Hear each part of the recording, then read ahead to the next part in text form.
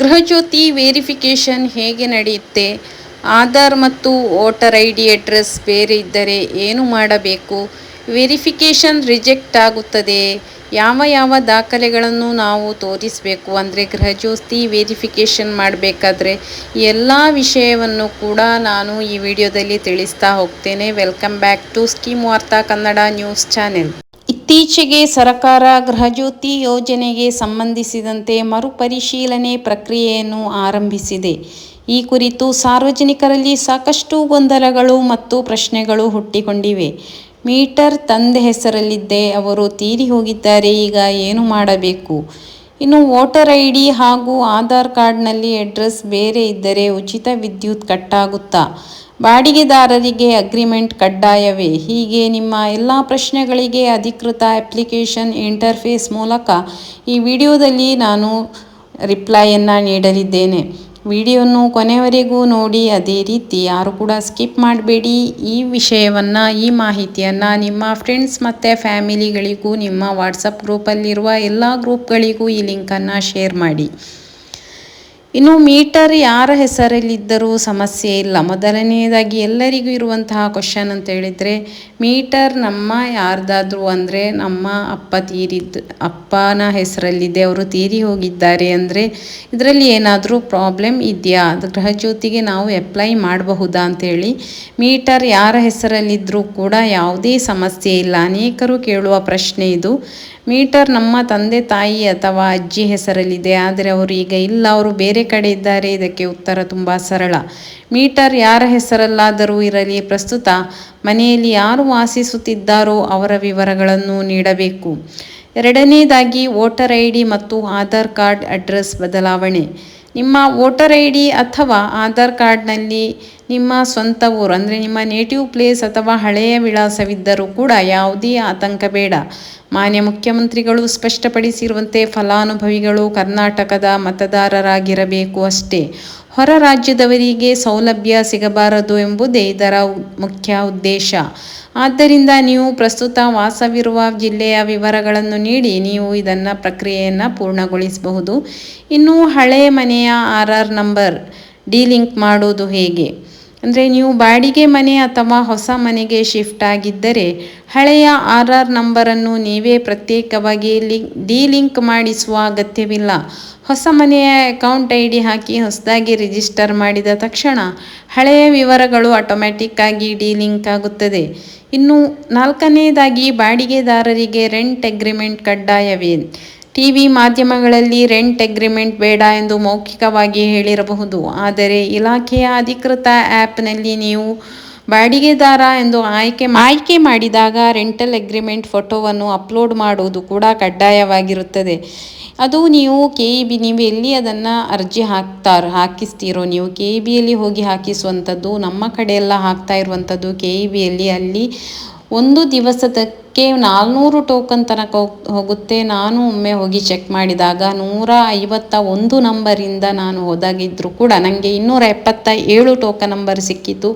ಆದರೆ ಒಂದು 3-4 ಜನ ಅಧಿಕಾರಿಗಳು ಮಾಡ್ತಾ ಇರಬೇಕಾದ್ರೆ ಅಂದರೆ 1-1.5 ಗಂಟೆ ಕೂಡ ನೀವು ಕಾಯಬೇಕಾಗುತ್ತೆ, ಅಥವಾ 2 ಗಂಟೆ 3 ಗಂಟೆ ಏನು ಕೂಡ. ನೀವು ಈ ಗೃಹಲಕ್ಷ್ಮಿ ಯೋಜನೆ ಹಾಕಬೇಕಾದ್ರೂ ನೀವು ವೆಯ್ಟ್ ಮಾಡಲೇಬೇಕಾಗುತ್ತೆ. ಯಾಕೆಂತ ಹೇಳಿದರೆ ಅದು ನಾವು ಗ್ಯಾರಂಟಿ ಯೋಜನೆಯನ್ನು ಏನು ಸರ್ಕಾರದಿಂದ ಬರ್ತಾ ಇದೆಯೋ ಅದನ್ನು ಯೂಸ್ ಮಾಡಲಿಕ್ಕೋಸ್ಕರ ಮಾಡ್ತಾ ಇರುವಂಥದ್ದು. ಬಟ್ ಸರ್ಕಾರವು ಮಾಡಿದ ಒಂದು ತಪ್ಪು ಅಂತ ಹೇಳಿದರೆ, ಯಾರು ನಮಗೆ ಕರೆಂಟ್ ಬಿಲ್ ಕೊಡಲಿಕ್ಕೆ ಬರುತ್ತಾರೋ ಅವರು ಮಾಡ್ತಿದ್ರೆ ನಾವು ಈ ರೀತಿ ಜನಗಳು ಲೈನಲ್ಲಿ ನಿಂತು ಕ್ಯೂನಲ್ಲಿ ನಿಂತು ವೆಯ್ಟ್ ಮಾಡುವಂಥ ಅವಶ್ಯಕತೆ ಇಲ್ಲ. ಬೆಳಗ್ಗೆ ಹೋಗಿ 8 ಗಂಟೆಯಿಂದ ನಿಂತರೂ ಕೂಡ ಮಧ್ಯಾಹ್ನ 1 ಗಂಟೆ 2 ಗಂಟೆ ಆಗುತ್ತೆ ನಮ್ಮದು ಕೆಲಸ ಮುಗಿಸಿ ಬರುವಾಗ.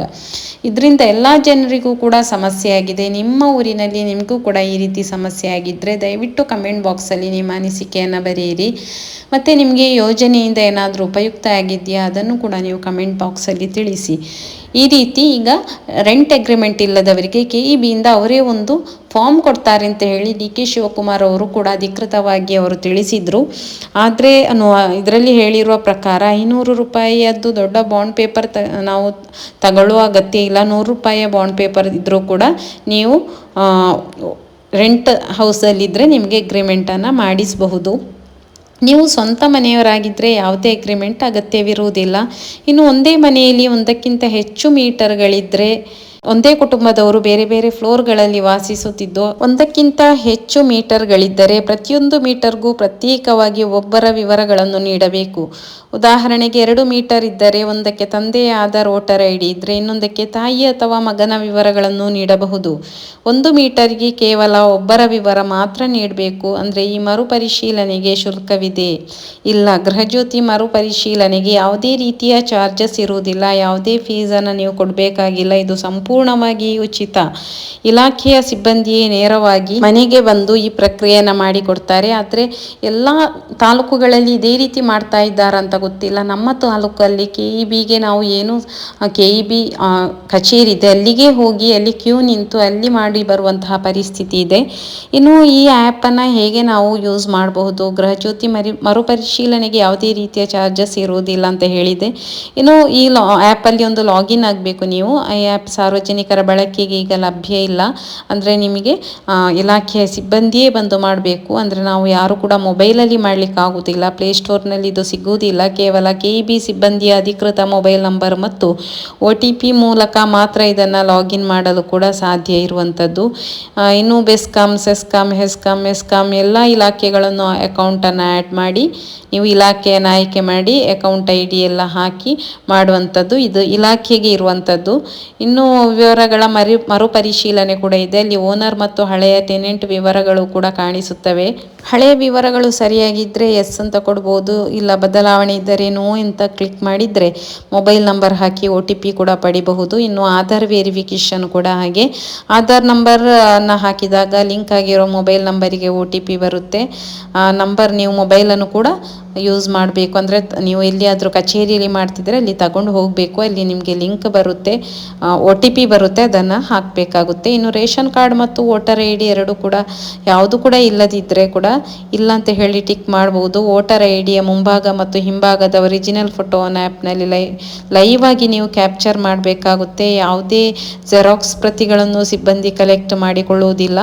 ಇನ್ನು ಫೋಟೋ ಕ್ಯಾಪ್ಷನ್ ಮತ್ತು ಸಬ್ಮಿಷನ್ ಇರುವಂಥದ್ದು. ಅದು ಫಲಾನುಭವಿ ಮನೆಯಲ್ಲಿದ್ದರೆ ಅವರ ಲೈವ್ ಫೋಟೋ, ಇಲ್ಲದಿದ್ದರೆ ಅವರ ಪಾಸ್ಪೋರ್ಟ್ ಸೈಜ್ ಫೋಟೋವನ್ನು ಸ್ಕ್ಯಾನ್ ಮಾಡಿ ಸಬ್ಮಿಟ್ ಮಾಡಿದಾಗ ಅಪ್ಲಿಕೇಶನ್ ಅದು ಸಬ್ಮಿಟ್ ಆಗುತ್ತೆ.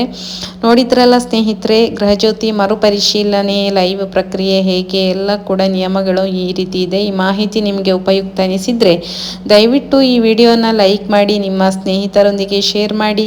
ಸರ್ಕಾರದಿಂದ ಬರುವಂತಹ ಎಲ್ಲ ಯೋಜನೆಗಳ ಅಪ್ಡೇಟಿಗಾಗಿ ನಮ್ಮ ಚಾನೆಲ್ ಸ್ಕೀಮು ಅರ್ಥ ಕನ್ನಡ ನ್ಯೂಸ್ ಚಾನೆಲನ್ನು ಸಬ್ಸ್ಕ್ರೈಬ್ ಮಾಡಿಟ್ಕೊಳ್ಳಿ. ನಿಮ್ಮ ಸ್ನೇಹಿತರಿಗೂ ಫ್ಯಾಮಿಲಿಗೂ ಹಂಚಿ. ಅದೇ ರೀತಿ ನೀವು ಒಂದು ಲೈಕ್ ಕೊಡುವ ಮೂಲಕ ನಮ್ಮನ್ನು ಸಪೋರ್ಟ್ ಮಾಡಿ. ಧನ್ಯವಾದಗಳು.